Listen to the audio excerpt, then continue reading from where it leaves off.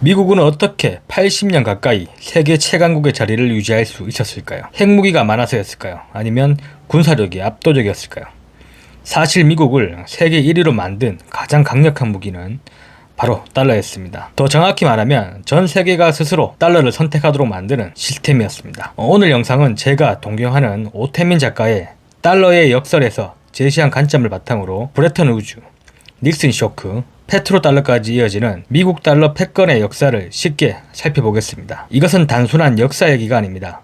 이번 시리즈의 목적은 미국이 왜 지금 스테이블코인과 디지털 금융의 국가적 역량을 집중하는지, 그리고 왜 저는 그 변화의 중심에 있는 로빈후드를 장기적으로 주목하고 있는지 그 본질을 이해하기 위함입니다. 이번 1부에서는 달러 패권이 어떻게 시작되는지를, 2부에서는 미국이 왜 스테이블코인을 새로운 달러 시스템으로 선택했는지를, 그리고 마지막 3부에서는 그 변화 속에서 왜 로빈후드가 디지털 금융 시대의 핵심 플랫폼이 될 수 있는지 함께 살펴보겠습니다. 네, 반갑습니다. 미주광입니다. 오늘도 로빈후드 아마존 투자 종목 계좌부터 공개하도록 하겠습니다. 먼저 첫 번째, 로빈후드 수익 현황입니다. 수익률 21.6%, 수익금은 약 1,855만원입니다. 두 번째, 아마존 수익 현황입니다. 아내 계좌, 자녀 계좌, 법인 계좌를 모두 합산한 아마존의 수익률은 8.8%, 수익금은 약 520만원입니다. 2026년 7월 3일 현 시점 모든 계좌를 합산하면 총 자산은 약 3억 2,091만원입니다. 많은 사람들이 미국의 힘을 군사력에서 찾습니다. 항공모함, 핵잠수함, 전투기, 막대한 국방비, 물론 모두 미국의 강점입니다. 하지만 군사력만으로 80년 가까운 패권을 유지한 나라는 역사상 거의 없습니다. 달러의 역설에서는 정말 흥미로운 개념을 소개합니다. 바로 퓨상스와 포스입니다. 포스는 힘으로 상대를 움직이는 것입니다. 원하지 않아도 따르게 만드는 힘이죠. 반대로 퓨상스는 사람들이 자발적으로 따라오게 만드는 힘입니다. 강요하지 않아도 선택받는 힘이죠. 기업으로 생각하면 이해하기 쉽습니다. 억지 영업으로 계약을 따내는 회사가 있습니다. 반면 고객들이 먼저 찾아오는 회사가 있죠. 장기적으로 어느 회사가 더 강할까요? 국가도 마찬가지입니다. 미국은 단순히 군사력이 강한 나라가 아니라 전 세계가 미국을 중심으로 움직이는 생태계를 만들었습니다. 달러를 사용하면 편했습니다.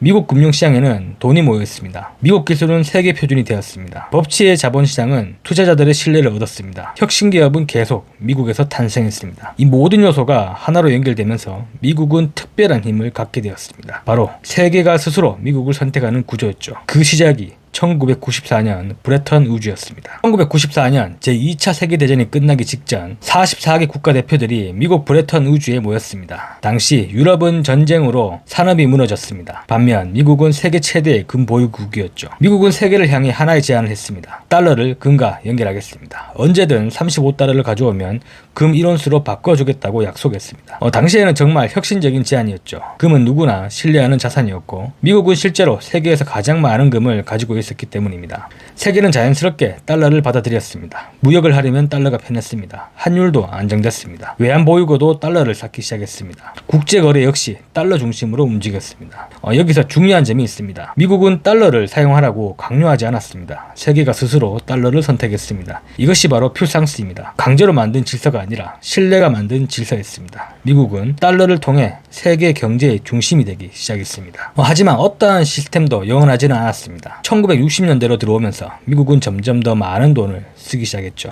베트남전, 복지학대, 해외 군사기지 운영, 세계 경제 성장에 따라 달러는 빠르게 늘어났습니다. 하지만 금은 거의 늘어나지 않았습니다. 달러는 계속 찍어냈는데 금은 그대로였던 것이죠. 결국 여러 나라가 의문을 갖기 시작했습니다. 미국은 정말 모든 달러를 금으로 바꿔줄 수 있는 걸까? 특히 프랑스는 실제로 달러를 금으로 교환하기 시작했습니다. 다른 나라들도 같은 움직임을 보였습니다. 미국의 금 보유량은 빠르게 감소하기 시작했죠. 달러에 대한 신뢰가 흔들리기 시작한 것입니다. 1971년 미국 대통령 리처드 닉슨은 역사적인 발표를 했습니다. 달러와 금의 교환을 중단하겠다. 이른바 닉슨 쇼크입니다. 세계는 충격에 빠졌습니다. 미국이 스스로 약속을 바꾼 것이죠. 이 순간부터 달러는 금으로 보장되는 화폐가 아니게 되었습니다.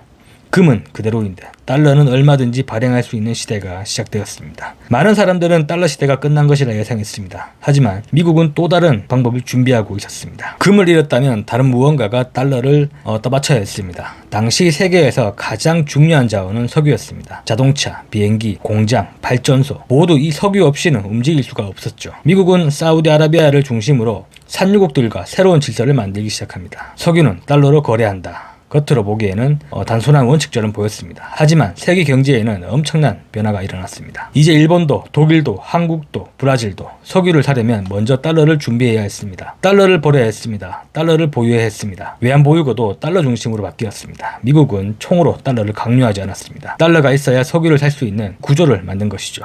석유가 있어야 공장이 돌아갑니다. 공장이 돌아가야 경제가 성장합니다. 결국 달러는 선택이 아니라 자연스럽게 필요한 화폐가 되었습니다. 브레튼 우주에서는 금이 달러를 지탱했습니다. 닉슨 쇼크 이후에는 석유가 달러를 지탱했습니다. 형태가 달라졌지만 미국은 다시 한번 세계가 스스로 달러를 찾는 구조를 만드는 데 성공한 것이죠.